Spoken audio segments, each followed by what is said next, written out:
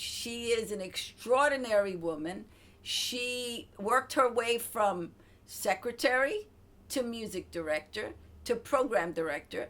And then she got to program stations all across the country. Not only did she program them, but she actually changed the way we listen to music. Please help me welcome Wanda Ramos.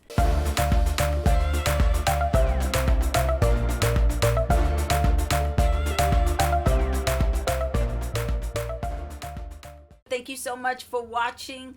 I'm Lydia Nicole, your Common Sense Mamita. If you haven't already done so, please subscribe to my YouTube channel, Common Sense Mamita. What made you curious about music? I always had a background. I remember even as a child, I used to have played my 45s over there by the alleyway and have people dancing in the aisles and stuff. So I always had that love. Of course, my father, coming from a Puerto Rican background and Hispanic background, artist, I also had that going for me also. Luckily, blending of both worlds. So we were so-called a musical family, so to speak. I loved the job because I wanted records. Right. Yeah. Free records. I want to know how you started in the record business. First of all, my secretarial school skills, because I'd gone to secretarial school, aided me into obtaining an office job, in the record business. So that's basically how I started with meeting people. It was Chess Janis, working with a man named Al Riley. Chess Janis Records. Yes. Mm-hmm. And I was secretary. People talk on the phone, you answer the phones, and that's how I got to meet a lot of folks. And one day Frankie called, said he needed a secretary. Was I interested? He was a personality, and he was also the program director. He had no time. No, he didn't want to sit there and reorganize, open packages. They needed someone. At that point, G. Keith Alexander was the one who was actually handling the reins of doing some of those chores. But he was on the air, so he also didn't want to do it. Right. So that's where I came in. The title at that time was Music Librarian. And then how soon before you moved into music director? Oh, that took years, because Frankie was PD and music director. Right? And of course that establishes his position of authority, responsibility, and paycheck. That means management. Yes. So that doesn't happen it took a long time for those so-called titles. Right. And most of us, being so naive at those days, you wanted a title, which hopefully would get you some recognition, but it really didn't mean anything. Did you take a lot of heat for being Puerto Rican? That you weren't black and here you were at a black station? No, not at that point. I grew up in Bedford-Stuyvesant, so I didn't have that so-called Mamacita look. No offense. I didn't have that stereotype on top of me. Station also came from Harlem. They didn't think like that. There was a couple of other Hispanics, I think, working there. The manager, Iris, I think she was black and Hispanic. No, there was not that kind of discrimination at that time. I never felt unwelcomed. I never felt out of place as far as my job or music. And that confidence comes again from your skills and knowing and being prepared and working, being there on time, being there every day. I mean, that shows a different type of professionalism, and not just any, not just anyone. So therefore, you gain a different kind of respect, regardless of who you are. So you got approached by some programmers to come in and program a chain of stations. What happened?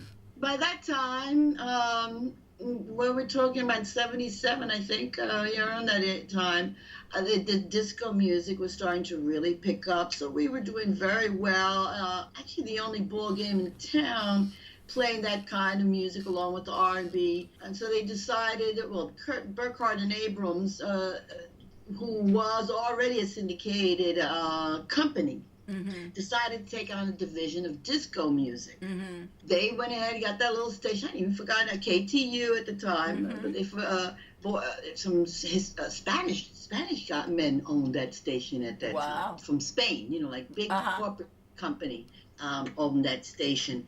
So they wanted a disco format, and they obviously and you try to beat the competition, what do? You go take the competition. Since I was the one doing it, then I got approached to do that. And once KTU became so big, we were able to establish, I think it was like about 6 or 7 of the major stations across the country. But you Not a came bunch of in, little ones, but most but like you came into cute and it changed. Ella. KTU, you came in changing the format. Everything completely, all 100% dance music. And of course, they got our friend Baco to be the voice that also, I think, is very instrumental in all of that. You know, he had that voice, and it's just blended all together. And there was at that time no Frankie Crocker on the radio. Right. He was, He in was gone. LA. He didn't come back into radio until after you started programming all the stations. Right. You, at So, one point, you had about 16 stations. Is that? You could say that, because they were all over the place. Some big, some, like I said, some big, some small. Virginia, Boston was really big. Phoenix, Arizona. I'm trying to remember actually the ones that I visited. We went to LA. And then we had a lot of little ones. They all changed to disco music. Some still remained, if they were really country, then they still kept a little country. Okay. It was interesting. And then that guy burned the disco records up there in, where was he, in Chicago or something, and then disco got the connotation, of being a gay music thing. Oh. And they all rebelled, and all the haters came out and burned all the records in the stadium. Goodness. That was the end of the disco. Oh. What happened was that people changed it from like Disco 92 or whatever to like it's the top 40 or Hot 100, or it's the change the name of the station, throw in a couple of ballads and some other things, and now you have your regular top 40 station. Wow. So that's what happened. That's how we lost, and that's how I got out of that. How did you balance knowing who your friends were and who were there just so that you could play their records, and then as soon as you weren't there, they were nowhere to be found? I know a lot of people who have been in radio and they come out and they just can't take it anymore. They get really heartbroken because they depend so much on that particular profile of a job. When you get in your job so much that your job is you can't separate the two, that's not good. And I in the beginning, I had a hard time with that because I thought everybody was my friend or whatever. But little by little, you get to know, if you keep your old friends around, that's the key, is to keep the ones that you've known prior to you being, a star or whatever, or, in the limelight or whatever. You keep those happening. And of course, your family, you're cool because those people always stay there. They're stable because everybody else is going to come and go. Come and go. And it's actually up to you to choose who it is that you want to continue making friends with. If you know how to choose wisely. I'm still young at those days, you just didn't, everybody, you want to have, all you wanted to do was survive. Make sure you had a good meal, it'd be nice if you had a little party somewhere to go to, and if somebody give you a ride home. That was the main survival. Did you feel a lot of pressure being a woman in a predominantly male business? Me Too, right? The Me Too movement. Yeah, there was some nasty people. But luckily, well, I shouldn't say luckily, with the position that I was in, nobody dared to get too out of hand because all I would do is tell Frankie that this guy's an idiot. And hey, then it would be bad in a sense. And then again, I kind of knew how to handle myself coming from so-called streets.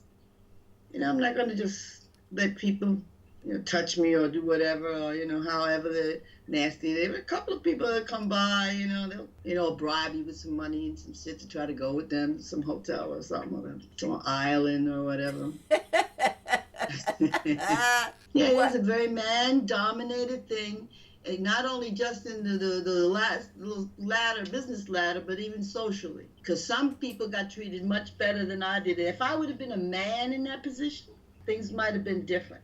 When I started doing record promotion, and I started dealing with these program directors, I realized what the guys were doing. And then I started doing it too.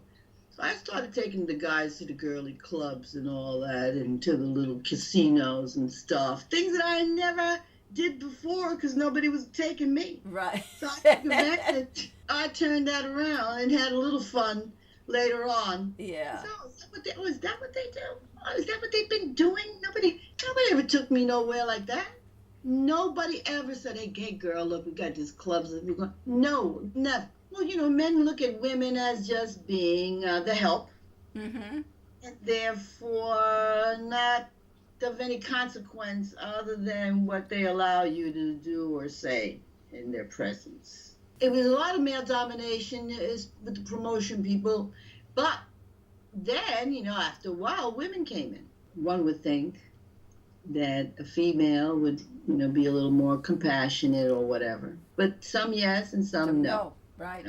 But I did have, and still to this day, have some dear friends. One of my first women that took me out for lunch was a girl named Dory Berg. Oh. She was working for a jazz label. I forgot what it was, some big label in Boston she came from. She came down to actually take me out to lunch. And it was such a treat to sit there against a woman. And then she went to work at Cashbox, right?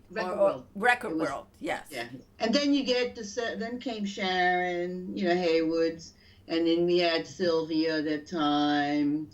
Obviously Mike was still, doing things. May James. Yes. So when they came, then yes, the business changed. It was now a different kind of balance. Mm-hmm. And they brought in a whole nother professionalism. Yes. Because they were on the case. They were keeping track of things. They were doing, they had a whole nother approach than the guys. Just they're all whatever the guys are. Some took their job seriously. Other promotion people did not. The older ones, and then you had your independents who didn't come in that often, and they were the ones who were more or less the more sleazy kind of type. I hate to use the word sleazy. I don't know what the word would be. Well, they also were more desperate. They didn't have stability, so they were very gruff and aggressive. Yes. That's the word, yes. Aggressive. They were very aggressive, yes. Those were, the challenges in those days. I had to deal with that. Nowadays, some just change. I don't even know if people actually go to radio stations anymore. You digitally download everything. It's just a matter of a phone call. But regardless of how things change, relationships still have to be built. And I see that still happening in radio and in the smaller markets, obviously, but not like it used to be. It's a whole family situation, and obviously minority, they had to work a little harder than their counterparts. And then when the top 40 started playing more of the black music, there was again another shift, because then they allowed some of the white guys to also promote black music, like Michael Jackson's of the world. Maybe the black promotion guy may not take Michael Jackson to the white station. He would have been a white guy. Right. Had that relationship and to take Michael Jackson into that station. Right. It's so sad that the whole industry it's a black and white thing. When did you start being an on-air personality? Because you not only were programming music, but at some point you became an on-air personality. Well, it's definitely BLS time. Thousands of years ago. And I part-time, I did Sundays when Frankie was still programming. I used to mix the records on the radio, and I finally made a mistake, and he got so mad. Okay, that's it. No more live mixing on the radio. Okay. Yeah, I was one of the first, the female DJs, I guess, to spin records on the radio. It was, you blend one thing to the other. He didn't like it. He didn't like it. He was so stupid. You were engineering your own show? Yeah. Only people who had engineer was Frankie. Yes. Who were some of your favorite musicians or singers that you got to meet that you were excited about? Quincy Jones was a good one. That was nice to meet him. Yes. What a gentleman. But through the years I've met so many. Nancy Wilson was also somebody that I was in shock with her. When Frankie did the concerts, we met Marvin Gaye. You know that. Yes. That Richard Pryor situation. Yes. James Brown. Yes. All of them. Donna Summer. It was all, we can go. The list is endless of nice people that came through. The Isley Brothers. Jimmy Castor, my baby, Jimmy Castor Love was a Jimmy. friend of ours. Yes, love Jimmy. Manhattans. I mean, the list goes on. Was there ever a time when you were doing radio and programming that you just wanted to give up? No, to me it was employment. You look it back now, okay, I should have looked at it as a career, but I really didn't. If I looked at a career, I might have been able to create a better path Did you, to a more stable situation in the long run.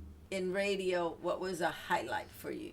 I guess going on the air was exciting. That gave it another dimension. Because then I became also, a DJ like the other people. I wasn't just a music librarian or somebody up in the back there helping Frankie or whatever it was. And the fact that Frankie even said that, okay, you sound not too bad. You sound good. Oh, my God. Did you campaign for that position, or did he offer that to you? Hell no, I had to beg and beg Oh. and beg. I had to get an FCC license. Right.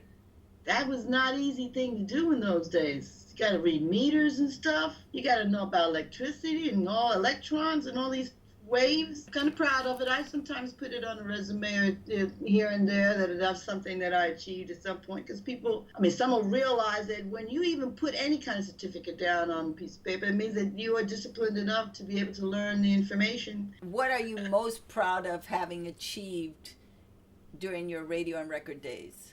That I maintained a job. I've been in the business now, I did over 35 years, because I always had a job. Yes. If it wasn't in radio, I'm in records. It's a Yes. long time. Yes, I mean, it I is. even did a thing with Sirius was 10 years. Wow.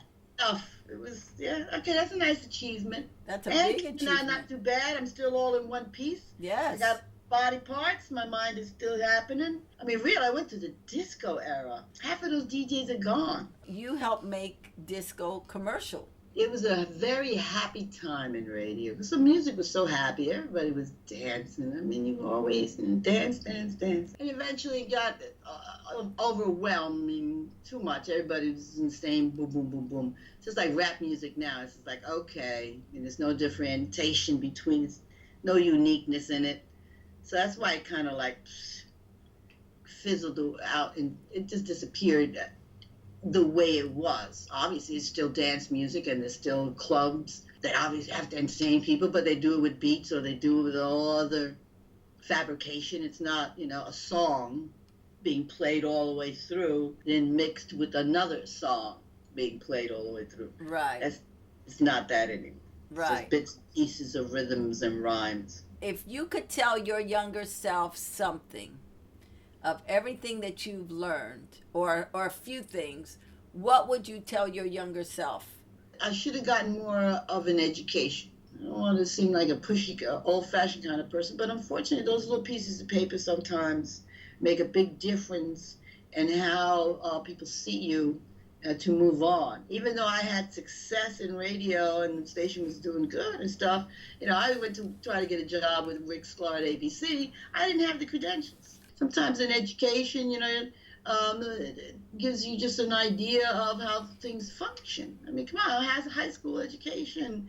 I went to business school and I learned how to type and do other fundamentals, some basic stuff, but not to the point that, you can go ahead and formulate a plan of where you want your life to go, especially when it's such an exciting business. Well, I want to thank you, first of all, because you may not have had role models, but I had you. I got to see you do amazing things. You were not a pushover. You were very instrumental in my life. You represented me. I saw you and it made me go, I could do that. Wanda does that. Yes, it's possible. You know. See, I didn't have that. There was nobody in radio at that. Right. No females, except for Connie Johnson, who worked at the LIB. She was the only. She was an AM station, before the BLS bought them and all that stuff. And she was the only music director. I even asked her once, what do you think the future of women in radio were? And she even said, well, really don't know, but it is an opportunity that actually the door is wide open. Okay, cool. And then the following woman that unfortunately was late in my career was Kathy Hughes. Yes. Who had just started. getting Yes. involved and building Radio One. I always thought, hey, that would have been a cool thing if it just a couple more year thing. I might have been able to work with this woman and work there. But Right. then again, I always felt that not that when it got a little further into my career, that me not being black had a lot to do with a lot of things. Things changed. It started to shift. Yeah, later on. Sirius made me, I think, more or less feel like that in a lot of ways sometimes. Just but things they would say or whatever. I want you to know that you were kick-ass then and you are kick-ass now, and you broke a lot of doors down for a lot of women, because what you did during that period was nothing less than miraculous. To reflect back on that time and see what you were doing, and then to see the Sylvia Rones and the Sharon Haywood come through, starting from secretary and moving into management and vice president, that's huge. You guys were the pioneers. You guys came in at a time when it wasn't a common thing. One of the things that I have conversations with some of the people that work with me is that, you got the Me Too movement now, and you got people, you can't do this and do that, but the women that went before, like you and so many, you had to deal in an all men male business, all men dominated business, be it radio, be it records, and you had to tippy toe through things or be just as ballsy as they were, so they backed off. But you did it. Yeah, it worked. Sometimes like they were telling me, because people think you're attractive, they always thought that you were just a trophy. You had to work 3 times harder to prove, like, no, I'm doing this, I'm doing that. You had to really, really prove yourself, not just sit there. I mean, you really had to work for it. Yes. And more so than maybe some other girl who wasn't as cute or whatever. They would automatically think she must know everything because look at her, she looks like a nerd. You understand what I'm saying? Yes. But anybody who had some sort of little style, or cuteness, or an attractiveness, she's just got that job because she might be saying one of that one. What are a couple of things that you would say to somebody starting out, trying to get into the record business, be it radio or records? What tools would you say, hey, you need this? You have to have a path or a vision of something you want to do. You start with that, and that in any field. If you want to get into music, or you have to find what do you want to do? If you want to be a DJ, what kind of DJ? You have to find out what exactly, and then you can create your path. You have to have some education, maybe not paper education, but you have to know your craft. You think you're going to be a DJ, it ain't just, playing a couple of records. You got to know some technology. There's equipment involved. There's things to learn about how loud music is. I mean, there's a lot to learn. And that's just one aspect. You want to be a radio DJ. My God, you have to be well-read. You have to have an idea what's going on in the world. It's just so much you have to be prepared. You have to know how to show prep. Mm-hmm. And if people are serious about a career and whatever they want to do, you just have to study it. Learn as much as possible. You got nothing else to do but to learn it. And that brings your confidence in to be able to do the job. You got to network and be nice to every person that you ever meet in your entire life, because you never, ever know who is the person that's going to help you when you need their help. I mean, I've had folks come help me that I was like shocked.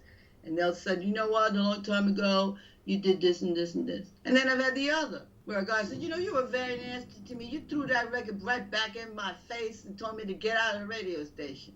Like, I did that? I was like, okay. You sure I did that? I said, wow, I did that? Wow. Really? You're going to find a couple of those guys, But I had one guy from the Mighty Clouds of Joy when I lived in Atlanta. He stopped me in the street because he remembered that they went up to the radio station to visit or whatever, and he remembered me. But it tells you what an impression you made on people. You are part of the success of BLS. I mean, you can look at it any way you want to, but the reality is you were part of the team that made it happen.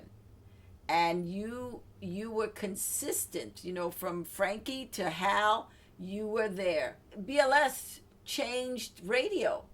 And then, it changed radio. It changed how we listen to radio.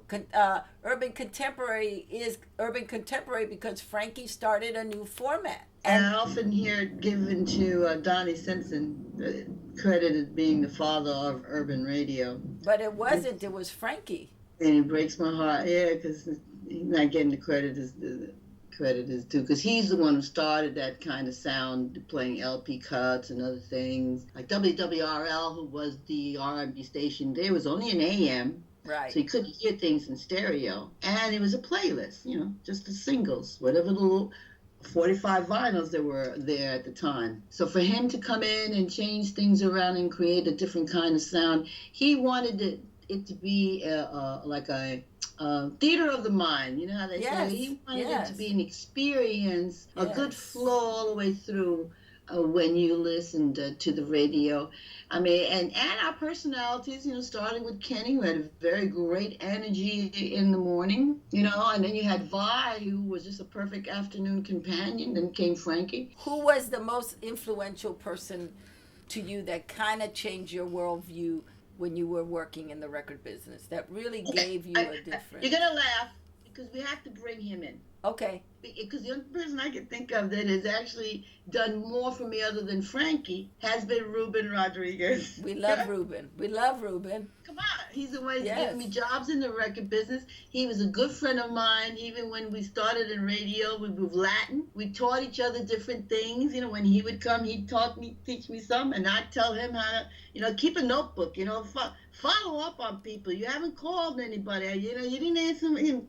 Little things like that back and forth. And then when I went to work with him, obviously in promotion, I learned all that about him and how to actually promote and how to be dedicated and really get the job done. Really be tough, really get some answers. And he supported me almost half of my life. He with at Columbia Records and also working for him personally. I had to put the Ruben, because he's the only other man and that has kind of like given me opportunities and showed me opportunity, opened doors for me in a couple other places. Mm-hmm. He has made a name for himself in a good way. And again, a Puerto Rican in a non-Puerto Rican world, and he's always really stuck there to it. He's been a stable man in the business.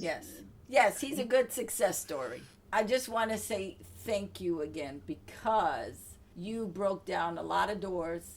You made a lot of stuff happen, a lot of stuff you didn't get credit for, but you were at the front of the line, It was fun. It definitely was fun, entertaining. You never felt, too scared or threatened. It was a job, but everybody was really nice. Even when the big transition, when Pepe and all of them came in, that was kind of scary, because nobody knew what was going to happen. And the station itself, was trying to take it into another direction. But luckily it did all work out.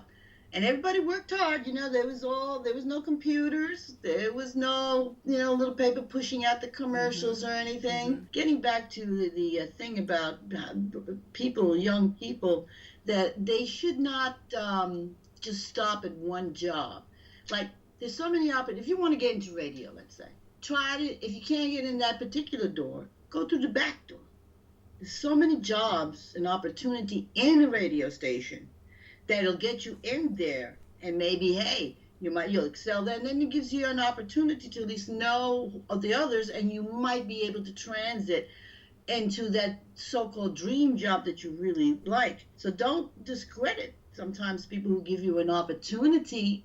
They might see something in you that might say, yeah, you might do good in news over here for a minute. You might want to write some scripts or something. Don't snub their nose at that, because people are like, oh, well, I only want to do one thing. This is path. I get that, and the vision should always be at the end, your goal. But sometimes there's a little branches here and there, and don't turn them down, because that could be the foot in the door into a Yes. great opportunity of an industry that you want to get into. It's not easy. What did you love about WBLS while you worked there? It was family affair.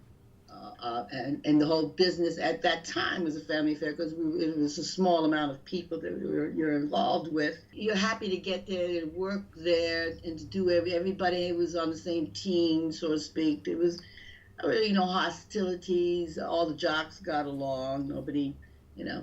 Obviously, we all have the usual egos and of that nature, but they never really conflicted to the point of disgracing or being out on public or nothing. Everybody was kind of happy.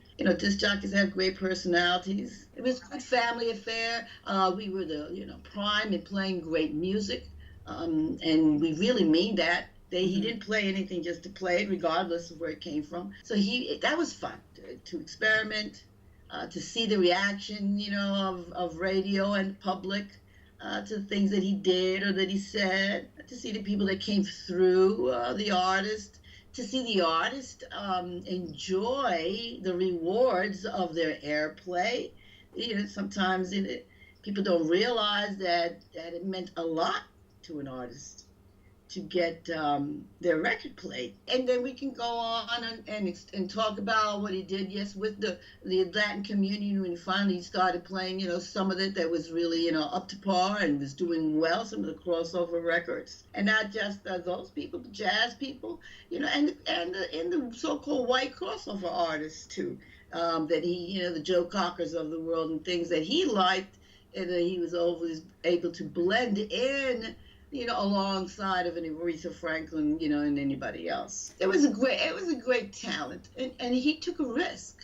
He took risks. Nobody else would have ever done that. They had to go to PD, ask permission. Hey, I want to do this. You think of how it would work? They'd have to sit down with the sales manager to see if the commercials would fit in, and would the sponsor go for this? There's no such thing nowadays. His personality radio, because he loved it so much he couldn't even think that how people could not like it. Right.